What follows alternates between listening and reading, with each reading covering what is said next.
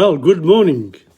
It's Tom Padula from TomPadulaTV on YouTube and, of course, Insegna Booksellers. And this is presentation number 26 of World History. And it's interesting to see that, time goes by.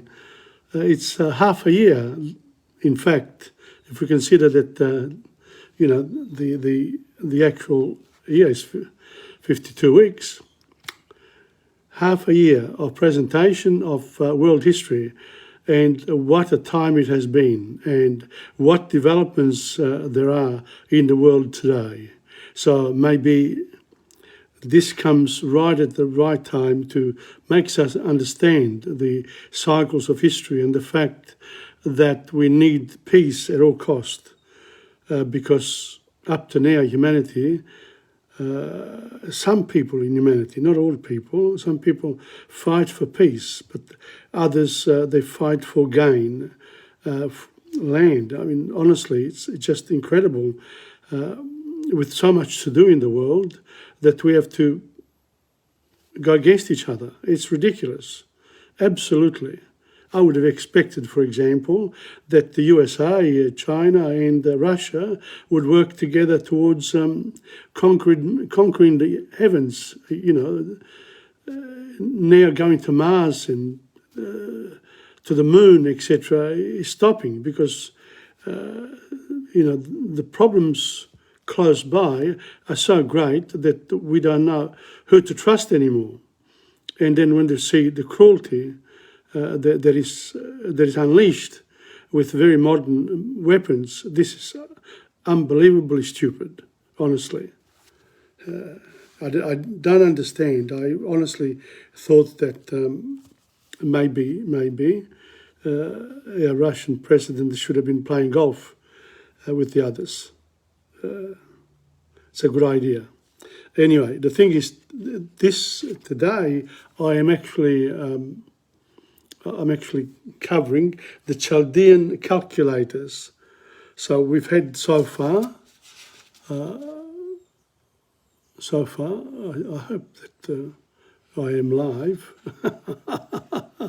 I can't believe it. Sometimes I forget whether I actually have put it on or not. No, but I think it looks like it's on. Okay, all right. Well, I'm going to continue with, of course, with before the invasion, and also Benja Patterson. And today I've chosen a poem that goes on for a bit too long, so I divided it into two parts. And then, of course, we'll continue with Mumba, part 2 from last week. So basically, it's an easy one today. I just want to remind people that,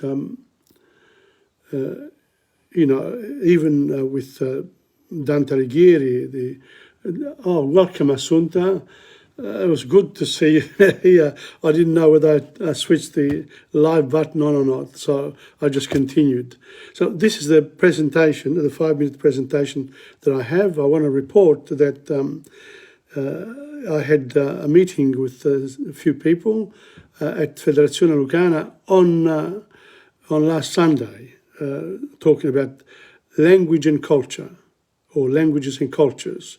All I want to do is have a few people coming to my live at an Italian club at Federazione Lucana in 3 Cameron Street, Brunswick, and the next meeting will be Sunday, the 24th of April, same time, 3:30 till 5, 1.5 hours. Get there a few minutes earlier, and maybe stay a few minutes later. So that's basically it. And apart from that, the Italian lessons are going well. I finished the grammar lessons, 1 to 20, and now I'm doing pratica. Because I said la pratica batte la grammatica, ma senza la grammatica. So we've done the grammatica, or just like a walk in the park or a walk in the forest of grammar, rules, etc. but rules are applicable only when there is use. Even the laws, without people, what's the use of having laws? That's why a war is quite stupid, honestly. I just don't understand it. With so much to do in the world, and our resources can bring us more peace, joy, and happiness. What can I say? It's baffling me to think that we are at this stage we're still going back to the ways of old. Anyway, I hope that I'm always an optimist. I hope that things will improve. You never know, never know. Okay, well, it's 11:30 and I'm going to start. We did last week and the week before, we did the Hittites and we saw the empire. Then the Assyrian soldiers took over from them, and then the Chaldeans, the Assyrians, the same thing happened to the to the Assyrians as well. They became very cruel, and the Chaldeans, a people close by, another tribe, took over. So let's have a look. Chaldean calculators.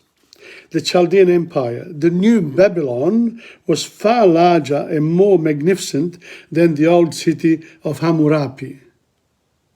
In the first half of the 6th century BC, before the birth of Christ, the great king Nebuchadnezzar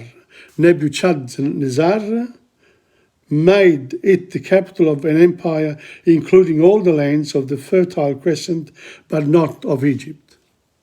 So Nebuchadnezzar was able to create a Chaldean empire. Now, but what did he do that was quite significant to the world history? Nebuchadnezzar, in 586 before Christ, he sacked Jerusalem and carried off thousands of Hebrews to Babylon as slaves. The mix. An enormous temple was built to the old Babylonian god Marduk, but the most wonderful building was the royal palace itself. So you get this cruelty part from the wars, the enslavement of people, and then you've got these great works that remain as memories in history. And one of the memories in history is the Hanging Gardens of Babylon. No one was hanged there, I hope, but let's have a look. What are the Hanging Gardens of Babylon? On its flat roofs were planted many terraces, flat roofs. You can't have that in Switzerland, but you can have it in places where it's hot and there isn't much rain. So flat top. And I believe Cairo has got a lot of flat buildings. I haven't been there, I don't know, but I've seen it on television and quite interesting.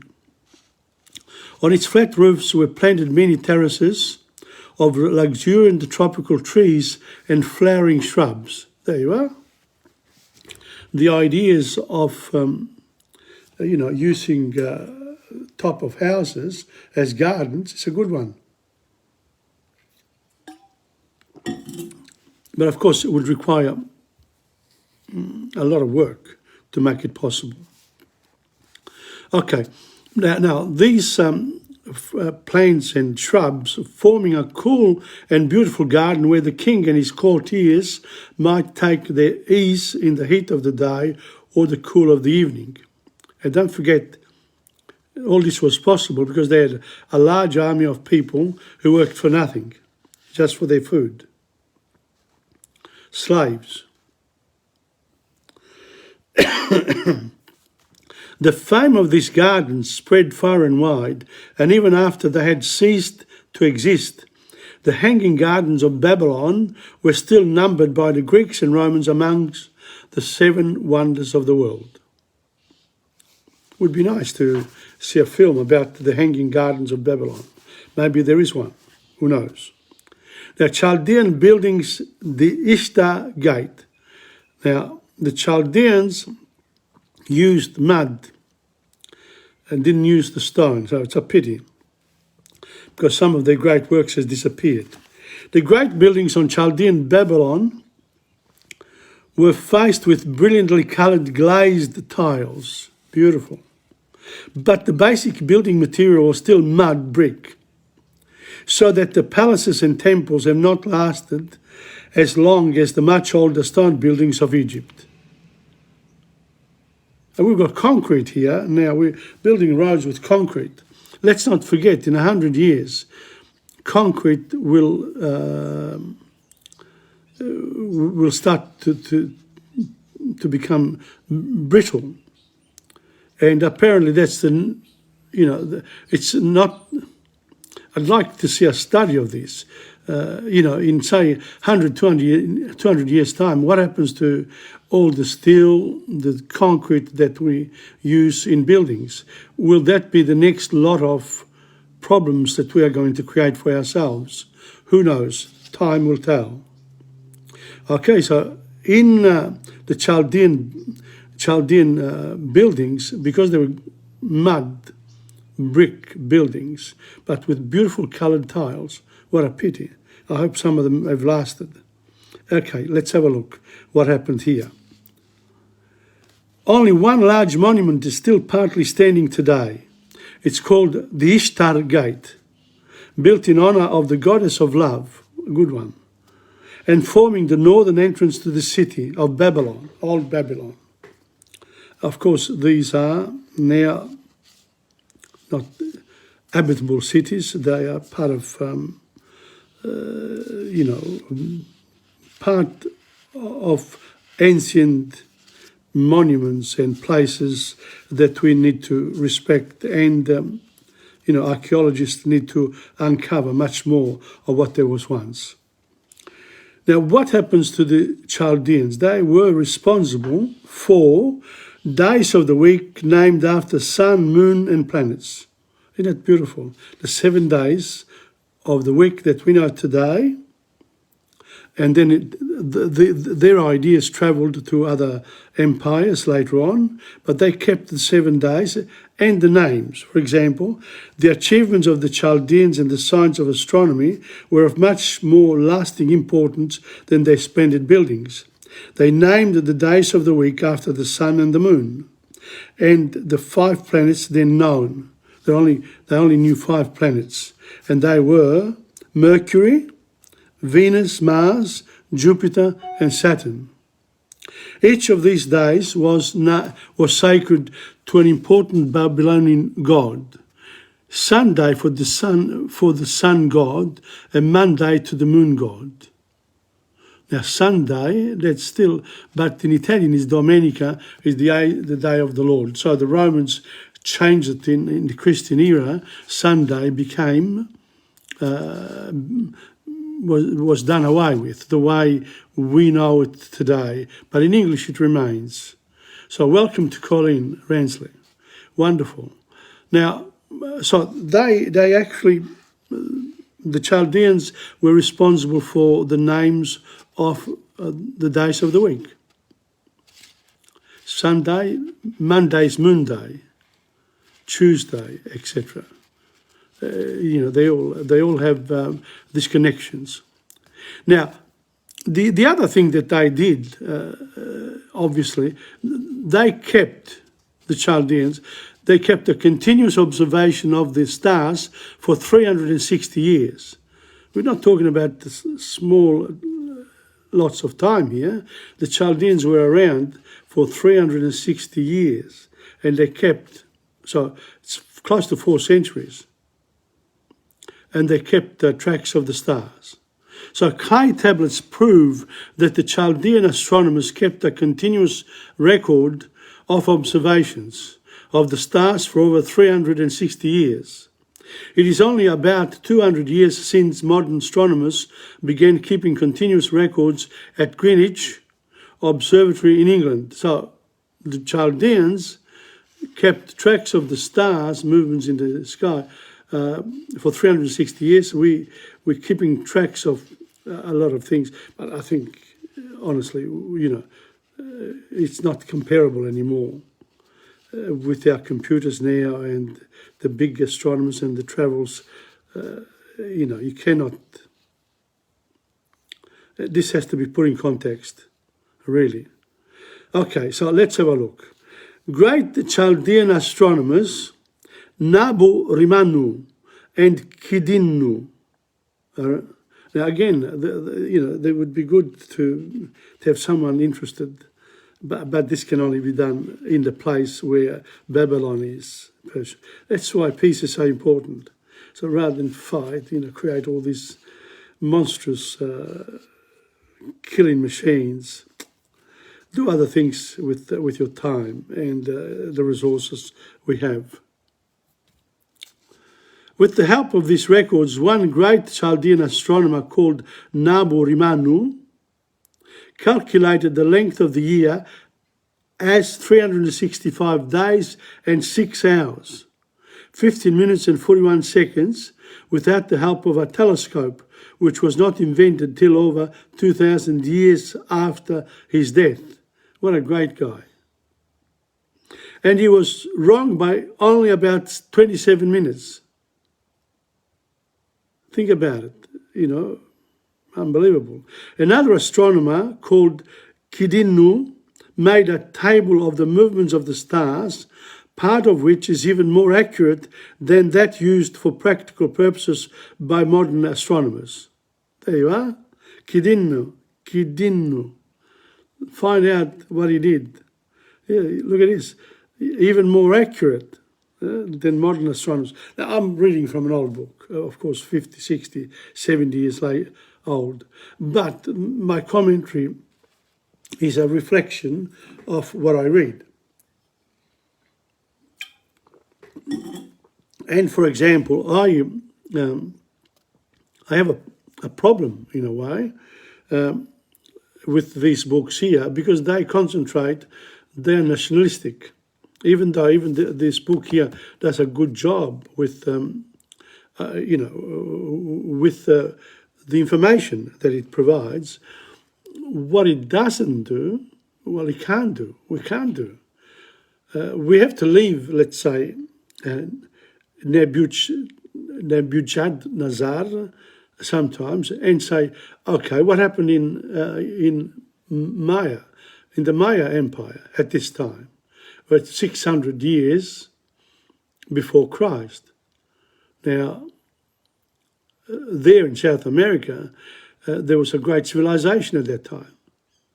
But we don't talk about it. We don't sort of, I want people to actually think at the same time, whilst you're reading this, so what happened in India? What happened in China? What happened in Europe? What happened in Northern Europe? What happened in Northern Russia? What happened in Africa? It's sort of, at the same time. So we're concentrating, but the nature of humans is that we are local. We have to look after our local part. Even historically, it's important to know our own local history. However, we also need to understand that there is a bigger picture in all this. And the bigger picture is called peace on earth. And all the fights should be towards achieving this. Start by eliminating some of the nuclear weapons. Start by eliminating some of those long-range missiles. It's ridiculous, absolutely ridiculous. At least once upon a time they had a sword and they cut each other's throats. But, they didn't damage the rest of the world. Now you can. You can actually attack people kilometres and kilometres away, thousands of kilometres. Just press a button, boom, and it's destroyed.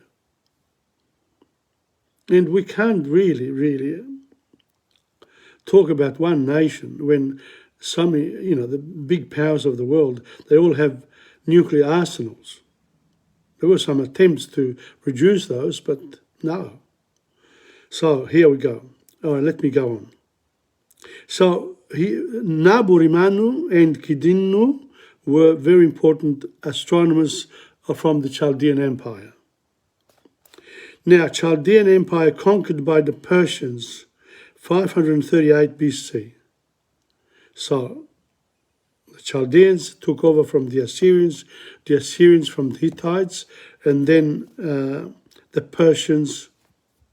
But it's really the same area. It's the same area in the Middle East.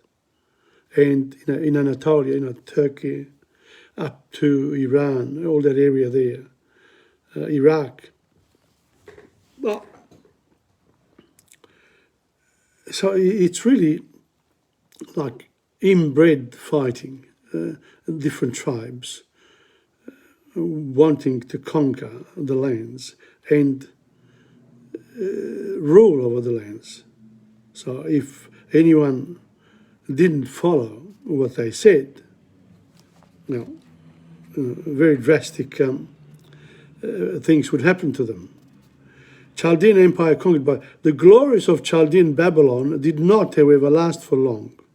23 years after the death of Nebuchadnezzar in 561 BC, Babylon was captured by the Persians, about whom we shall read more in a later chapter, because the Persians, and I watched a movie the other night relating to the Persians versus the Greeks.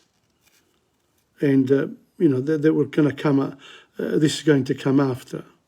This is the interesting part of this type of history that concentrates on the Middle East and Europe and forgets about all the others. But unlike the Assyrians, the Persians did not destroy the city or seriously interfere with its people. Finalmente, finally, smart, the Persians. Why destroy what has already been built? Then you've got to do it again. Says, let's conquer the people and leave the palaces untouched. Oh, well, that's a great idea. If they had, the great discoveries of Nabu Rimanu and Kidinnu would probably not have been made, for both of these men worked in the city while it was part of the Persian Empire. So these two astronomers kept on working, even though the rulers changed. The people who do the work, they're not the governors. Governing is different from just living. Governing is about power, the use of power, the love you have for your people, the respect you have for other nations. So, if you go back to history, then I think, our Neolithic and Paleolithic people would say, the earth is ours. What are you doing, people? What are you doing to our land? You've made our animals disappear. And this and that. They can accuse the modern people of all sorts of things. But the world has developed in this way, and for administrative reasons, and sometimes those reasons need to be understood in context. For example, in our current situation, wouldn't it have been better to say the two presidents meeting and says, listen, we want to control your area. We don't want to destroy anything. But if you don't agree with us, we're going to unleash all this on you. You don't just go there. You've got to try to, what do you want? In relationships, you've got to name what you want. What do you want from that person or that group of people? Or what does a nation want from another nation? Very hard to sort out. So that's where we are today. It's 11:48.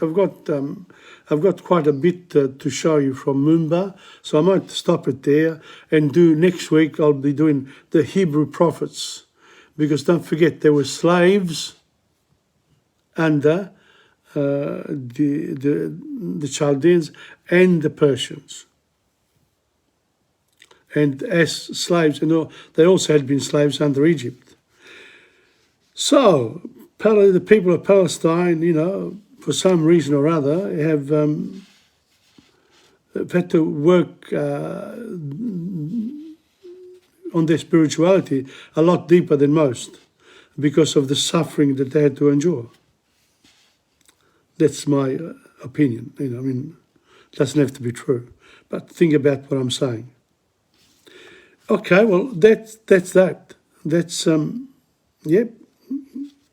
basically the Chaldeans. Some of the things that that they were. Remember the gardens of Babylon. They built Babylon, new city, beautiful, created beautiful buildings, but because they were mud, they didn't last. Their conquests in terms of naming the days of the week and the study of the stars are important. And we have two names, Nabu Rimanu and Kidinu, the astronomers, and we have also Nebuchadnezzar. Where is he? Oh God, never mind. Never mind. So that's it. That's it. So King Nebuchadnezzar. Nebuchadnezzar. It's a hard name. It's a hard name. Okay. Well, that's it for the Chaldean Empire. You can look it up too. There must be more information about it, and it'll be interesting for as we move along to bring all this back,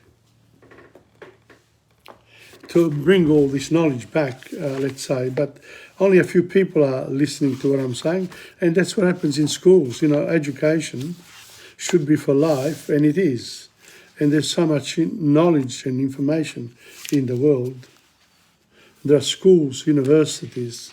So really, this is really just a personal knowledge. Well, my personal contribution to keep my brain active and my interests as well.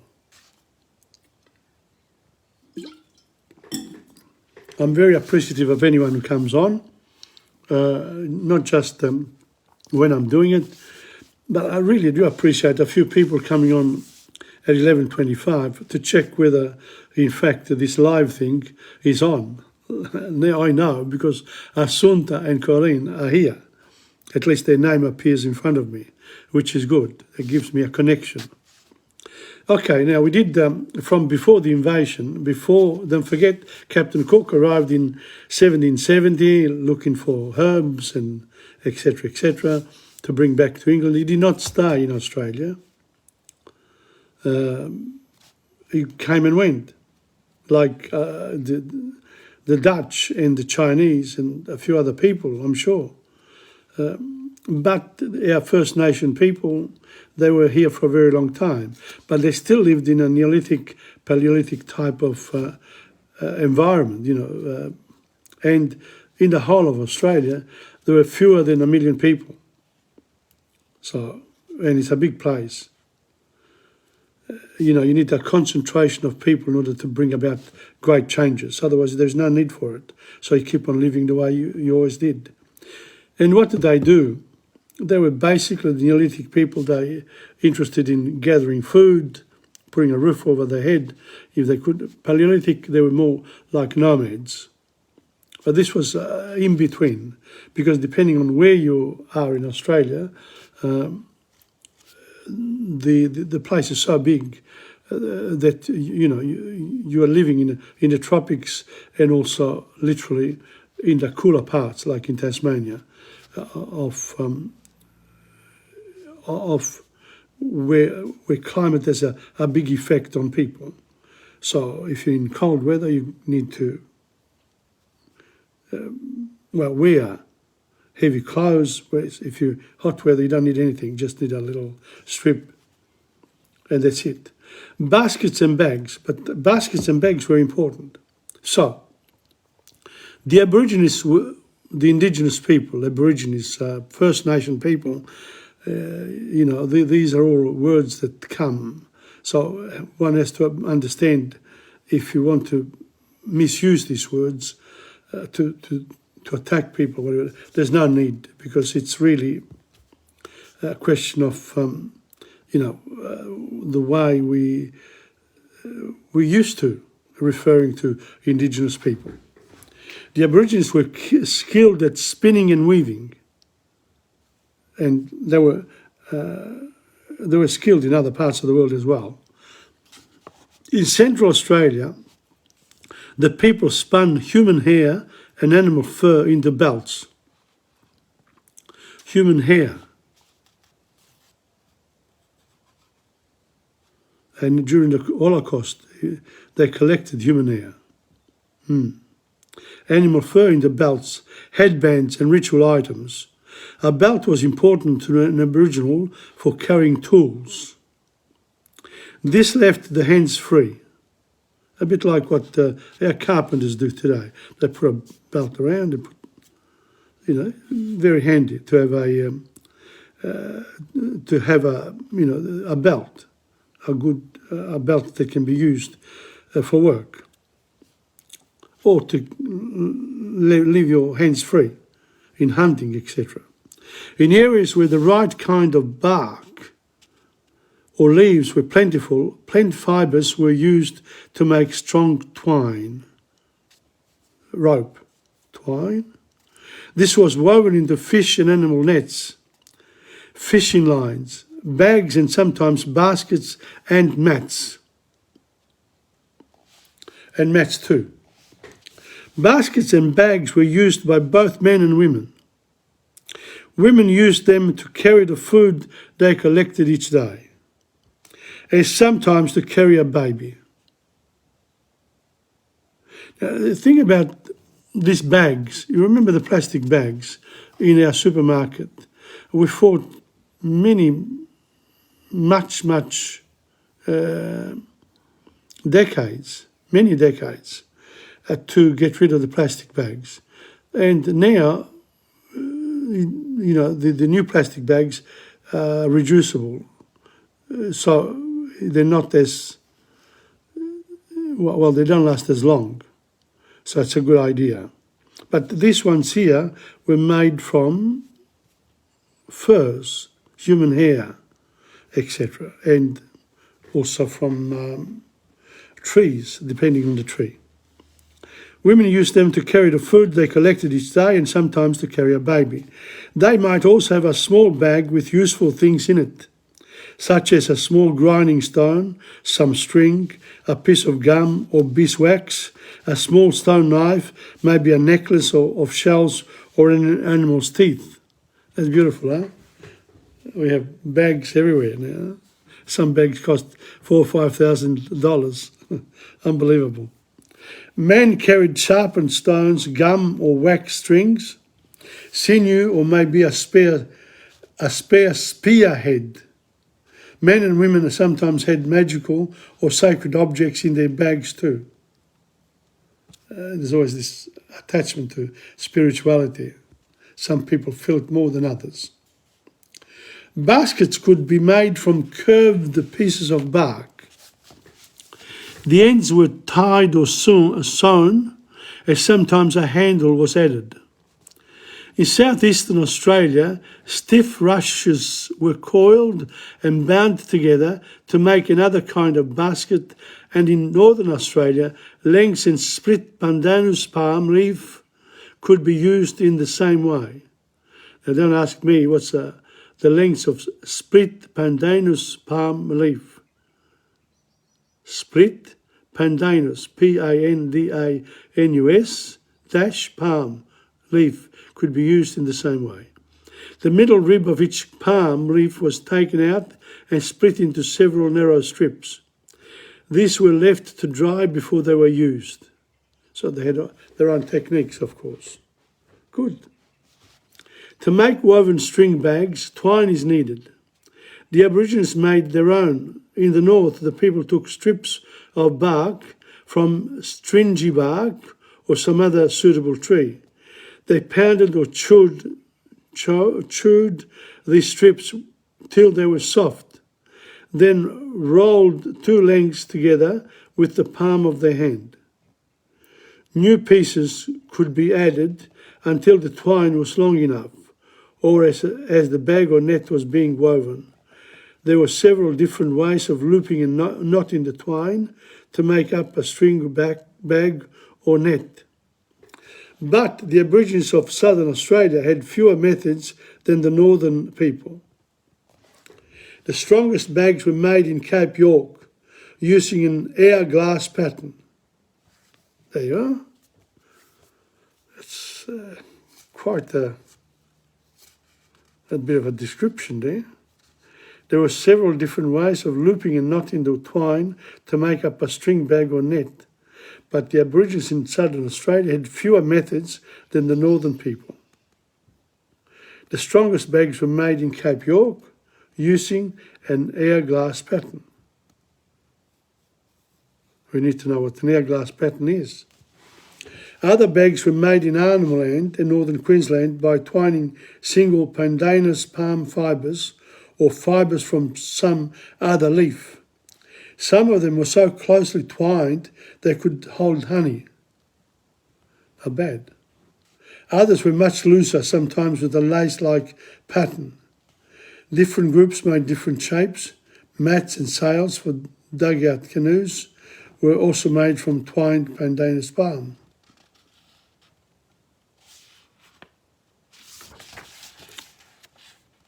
So there you are. Now there's also another lot here. I might as well do this part as well. Yes. Now, there's a bit more about bags. Bags and baskets were often decorated, especially if they were used for religious ceremonies. Sometimes some of the fibres were dyed with plant dyes before being woven in, or patterns could be painted on afterwards. The finest ones were the men's baskets of Arnhem Land, painted with totemic designs and decorated with parrot feathers. Baskets and string bags were the lightest containers that could be made.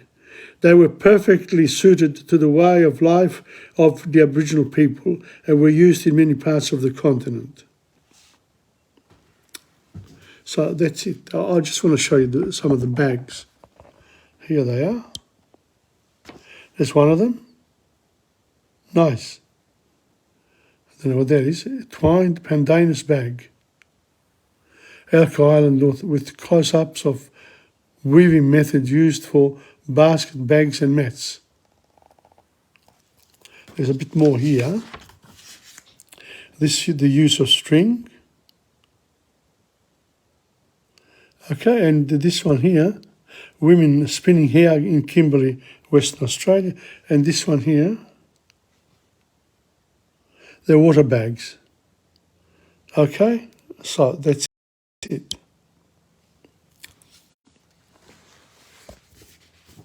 Well, that's it for this week, before the invasion. And now we have to give some time to Benja Patterson. I recommend you reading. You get a book from the library, Benja Patterson. And he's such a beautiful writer, A.B. Patterson, Selected Poems. Okay, Conroy's Gap. It's in two parts. There are 18 stanzas, too many to read. I'll read the first 9. Conroy's Gap. This was the way of it, don't you know? Ryan was wanted for stealing sheep, and never a trooper, high or low, could find him, catch a weasel asleep. Till Trooper Scott from the Stockman's Ford, a bushman, too, as I've heard them tell, chanced to find him drunk as a lord round at the Shadow of Death Hotel. Got him. That was Ryan. Do you know the place? It's a wayside inn, a low grog shanty, a bushman's trap, hiding away in its shame and sin. Under the shelter of Conroy's Gap, under the shade of that frowning range, the roughest crowd that ever drew breath, thieves and rowdies uncouth and strange, were mustered round at the shadow of death. The trooper knew that his men would slide like a dingo pup. if he saw the chance. And with half a start on the mountainside, Ryan would lead him a merry dance. Drunk as he was when the trooper came, to him that did not matter a rap, drunk or sober, he was the same, the boldest rider in Conroy's Gap. I want you, Ryan, the trooper said, and listen to me. If you dare resist, so help me heaven, I'll shoot you dead. He snapped the steel on his prisoner's wrist, and Ryan, hearing the handcuffs click, recovered his wits as they turned to go. For fright will sober a man as quick as all the drugs that the doctors know. Get a drunk man, scare the living daylights out of him, and you've got a sober person again. Interesting. There was a girl in that rough bar, went by the name of Kate Carew, quiet and shy as the bush girls are, but ready-witted and plucky too. She loved this Ryan, or so they say, and passing by, while her eyes were dim with tears, she said in a careless way, the swagman's round in the stable, Jim. Spoken too low for the trooper's ear, why should she care if he heard or not? Plenty of swagmen far and near, and yet to Ryan it meant a lot. That was the name of the grandest horse in all the district from east to west. In every show ring, on every course, they always counted the swagman's best. He was a wonder, a raking bay, one of the great old Snowdon strain, one of the sort that could race and stay with his mighty limbs and his length of rein. Born and bred on the mountain side, he could race through scrub like a kangaroo. The girl herself on his back might ride, and the swagman would carry her safely through. He would travel gaily from daylight's flush till after the stars hung out their lamps. There was never his like in the open bush, and never his match on the cattle camps. For faster horses might well be found on racing tracks or on plains extent, but few, if any, on broken ground could see the way that the swagman went. When this girl's father, old Jim Carew, was driving out on the Castlereagh with Conroy's cattle, a wire came through to say that his wife couldn't live the day, had to go back, and he was 100 miles from home. As flies the crow, with never a track, through plains as pathless as ocean's foam, he mounted straight on the swagman's back. So the father, Jim Carew, went back to see his sick wife, 100 miles away, on a horse. No signs or posts. He just went. So that's where we are for this week, with our good friend, A.B. Patterson, Benja Patterson. Of course, then when I get to this stage, my computer always gives me troubles because I have to start again.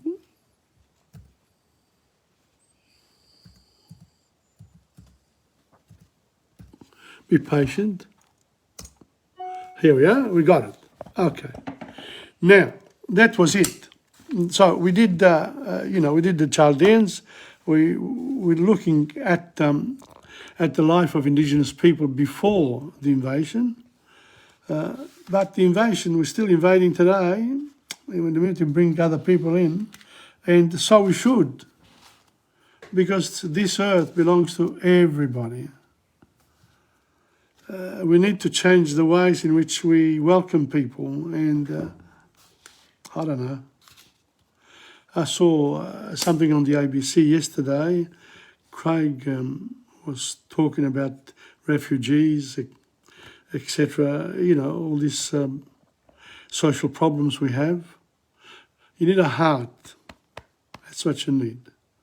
And a mind that says peace on earth. Anyway, here we go. Mumba 2022. If you haven't been, you're going to go there now. And I'll keep going with it. Okay, here we go. Yes. Mumba 2022. This was straight after the Chinese dragon, which we saw.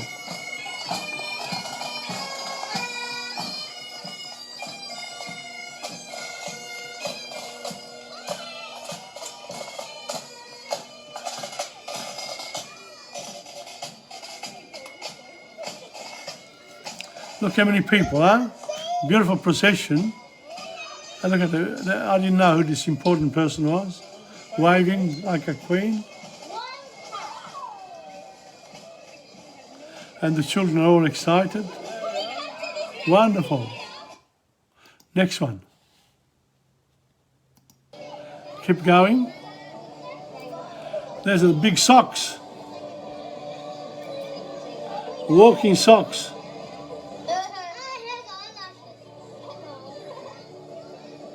There you are, children.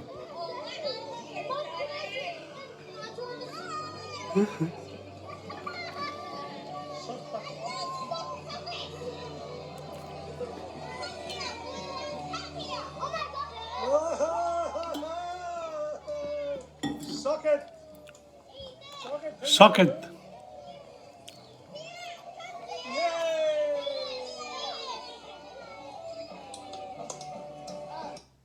That was socket. And now this one here is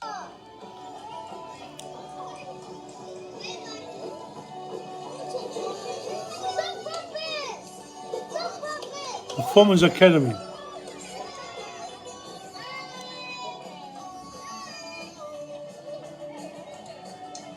It's a nice float.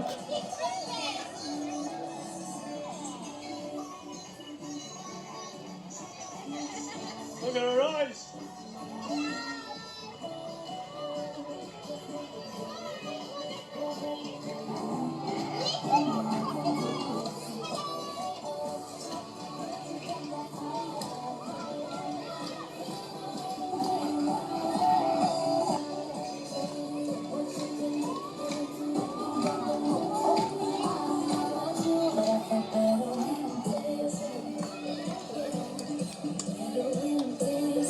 There you are, another group.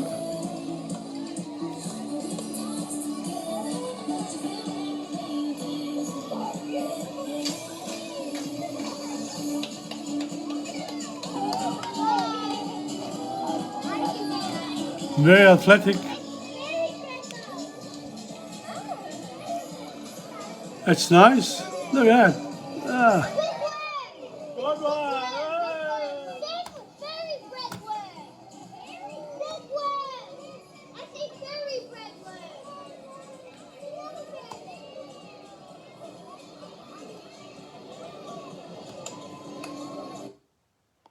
There we are. Good one. I love those. Beautiful. What a great idea. Next one. Come on. Yes?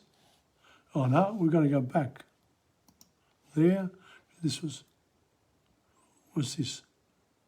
Oh, this must be a photo. Because I've got photo and footage together. Okay. So this is it.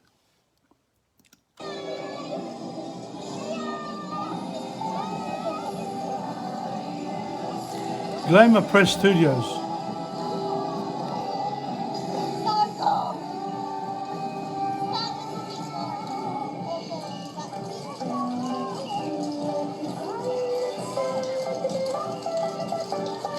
Hello Mariana Casino, welcome.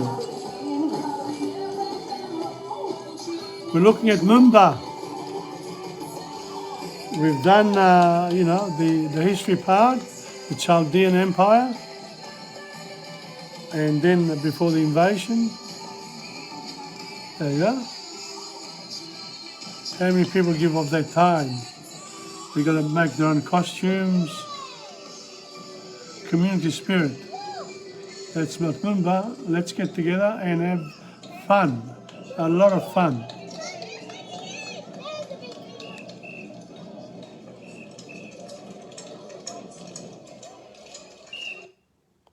There you go. Good one. It's much better when it's stopped. Okay, let's go.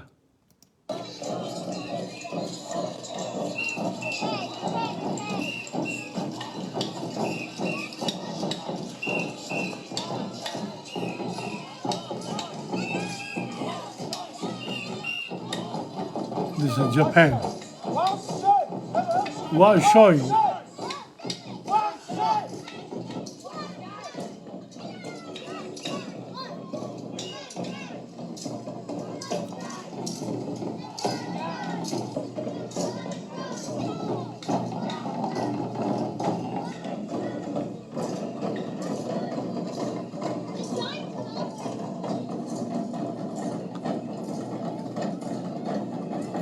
Well, if you haven't been to Mumbai for a while, that's what you're missing. It's in King's Domain now, no longer in Swanson Street or St Kilda Road. Here we are. King's Domain, a very good place.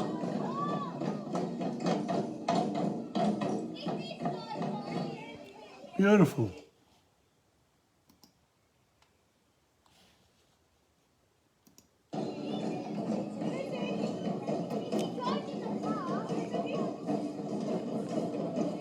This is the second part of the Mumbai parade. If you're interested in the last one, go, look at lesson or presentation 25 as well. Open this book.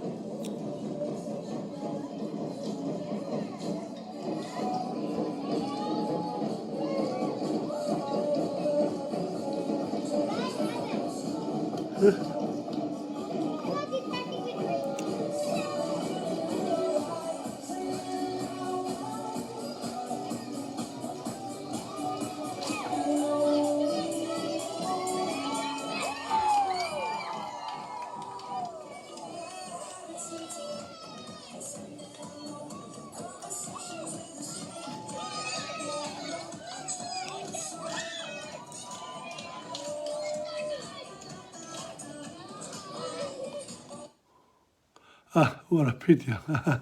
They went past. Look how many people there are. Good, huh?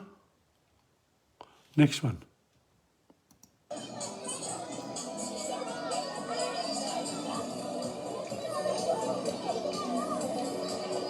Beautiful idea, the birds.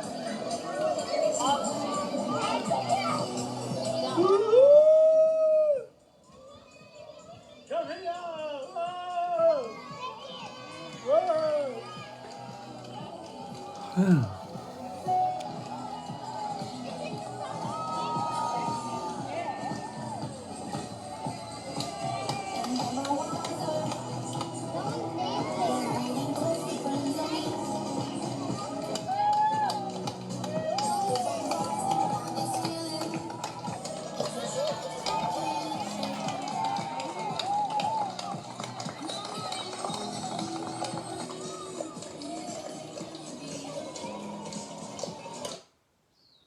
That's a nice one. And there's a, yeah, stopping like that. It's a bit better because the other way it's a bit too fast. But anyway, we do what we can. Yeah, the next one. Come on. Come on. Oh, what's going on here?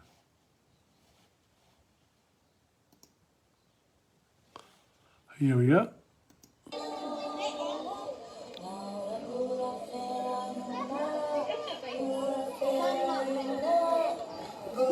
This is a beautiful float.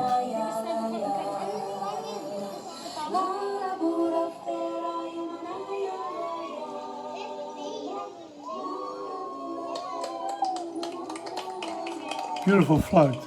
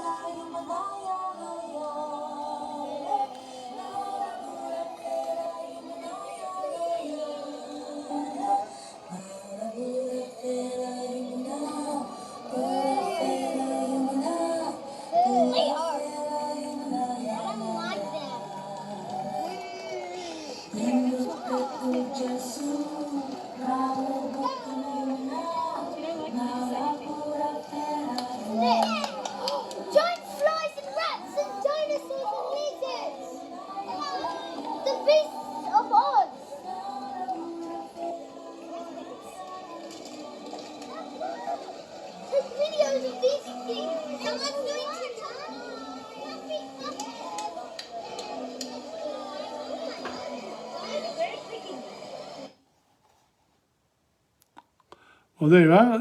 All this big group, that one. Maybe stopping just a little bit to check out all the interested people here as well. Look at that. Okay. Next one. Next one. Yes? No? There we are. Sometimes they're photos, which, okay, this is the Beast of Snuff Puppets, Beasts of Oz.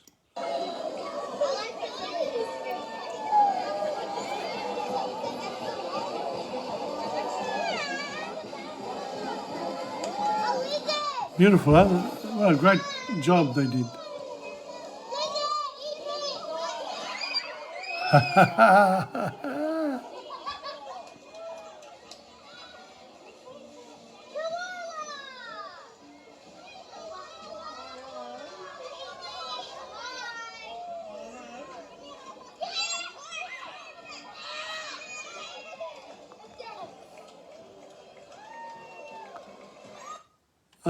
A good one. Look at that. That's a nice one. And this one too. Interested people, huh? Great costumes. The Beasts of Oz. There we are, new one. And that's what's that? Ukrainian dance company. A good one.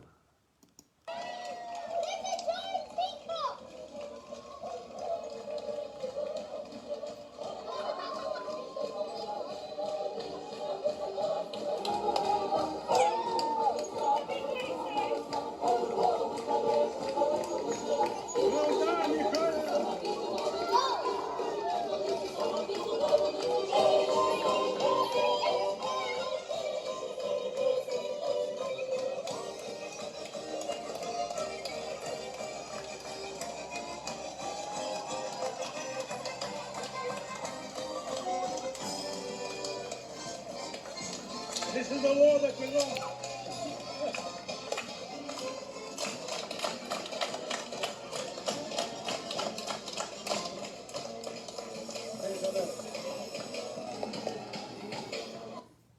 So this is the Ukrainian costumes. Here in Melbourne we have peace, and there it's a different ball game. Here, another one. This one is Spirits of Pacific Islands here. Okay.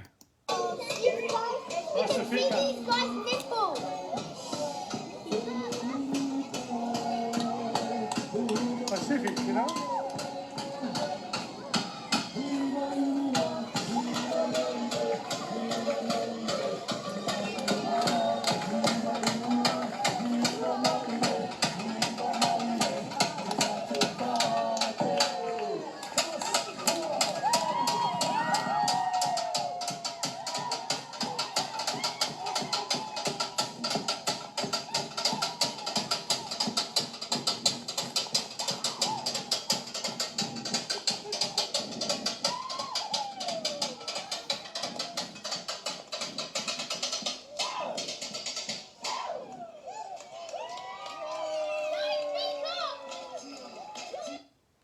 Well, here, see the costumes, different parts of the Pacific. Look how colourful they are. Beautiful. It's Melbourne, multicultural Melbourne. We don't see this, you know, on these great occasions. It's good. Well, okay, there it is. Next one. Oh, this is a beautiful bird. Look at that. Huh? It's beautiful.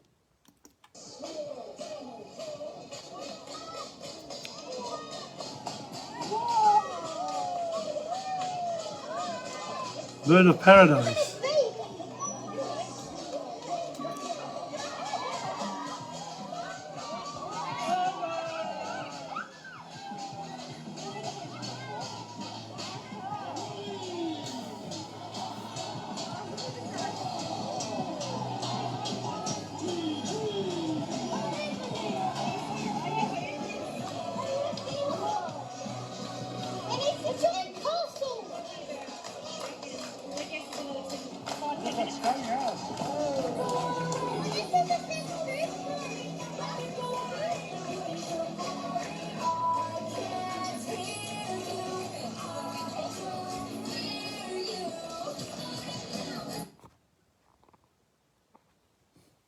There you are. More colourful costumes. Look at that. Fantastic. Like it. Next one.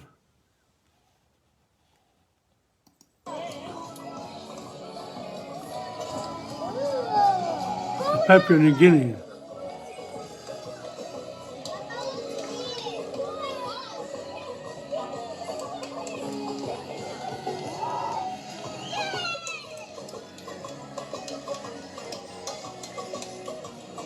It's like travelling the world without having to pay a ticket. Oh dear. How beautiful it is. Look at this. Ah, what a great idea. Look at that. Ah, it's beautiful. Love it. Next one. Another big one here. Appreciate the work that goes into that.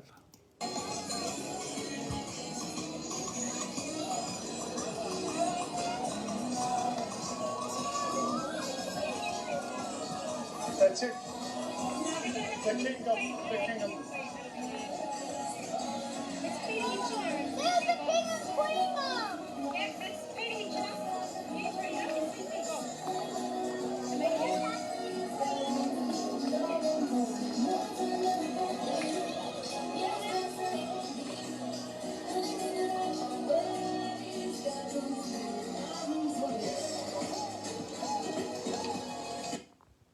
Beautiful.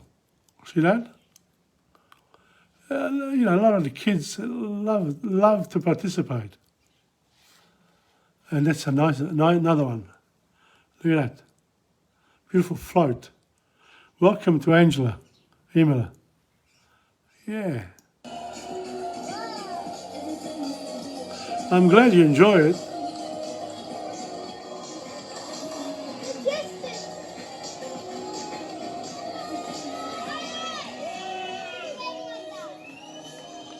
Look how much fun they're having.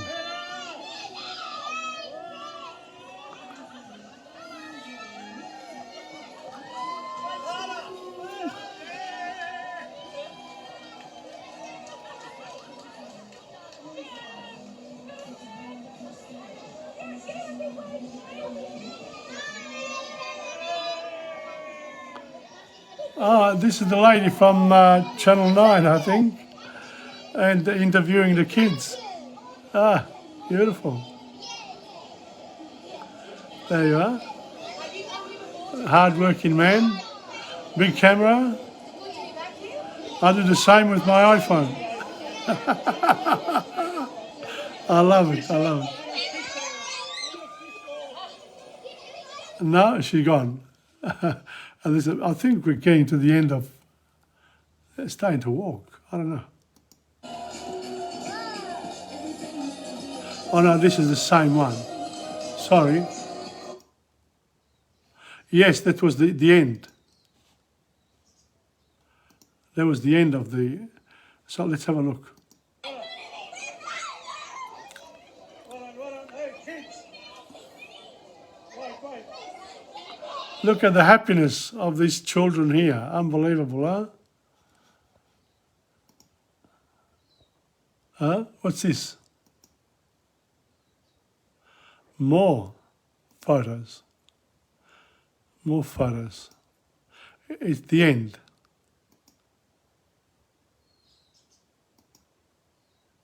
Got them all. There you are. Good selfie there. Good one. Do I say something? I thought I said something somewhere. No. When you're in the selfie mood, you have to... Here we are.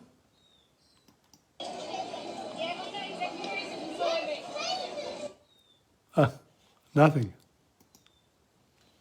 No.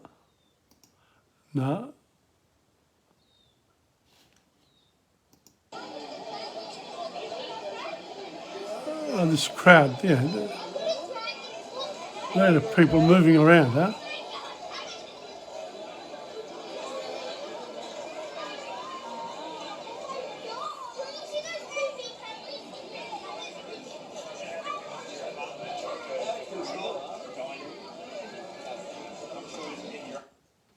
Beautiful. Here, let's just see if I say something.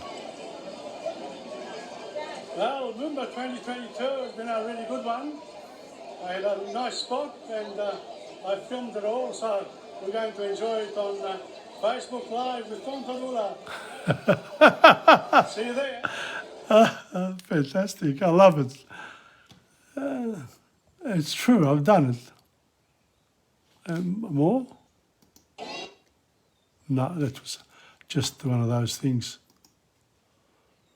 There you are, more photos. Look how many people, look at the people here. Look at the number of people here, unbelievable. The sound of the crowd, I love just recording the crowd.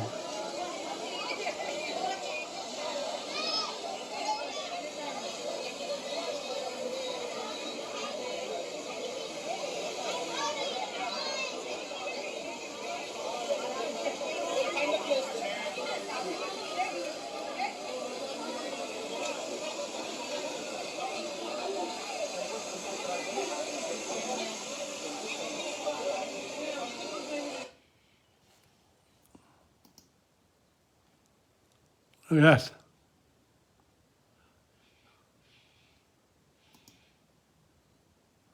Beautiful Melbourne, absolutely gorgeous.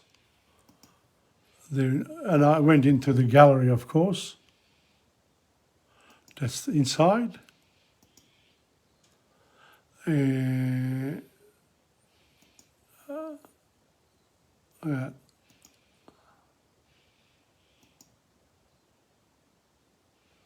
And this now approaching the Yarra, where the rest of the Moomba activities are. There we are, inside.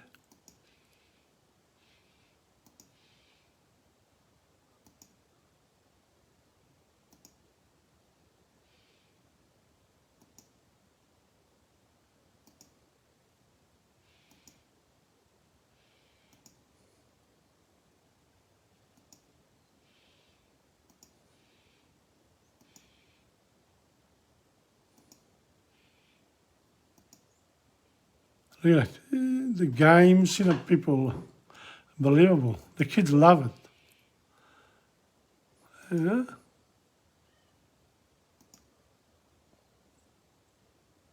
Good backdrop.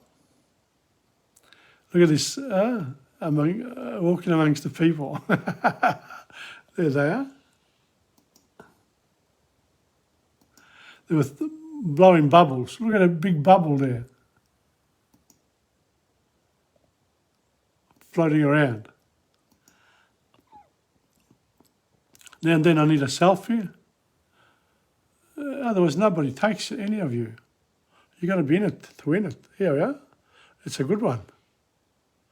I'll have to use this one day.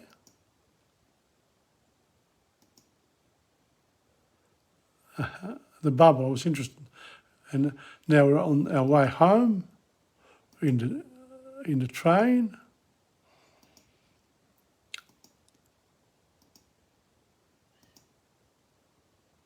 And that's it. And that's how we finish.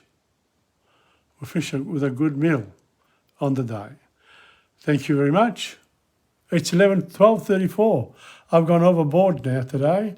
Never mind. Well, this was the end of a very good day, Moomba, part 2. I hope you enjoyed it. And, we'll see you next week.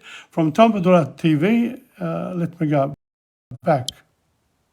From TomPadulaTV, and of course, Insegna Booksellers.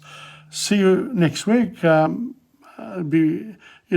think the way I'm approaching it now, I'm a bit more relaxed. So even if we go a little bit over, it doesn't matter. Okay? Ciao. You can view it again. Thank you.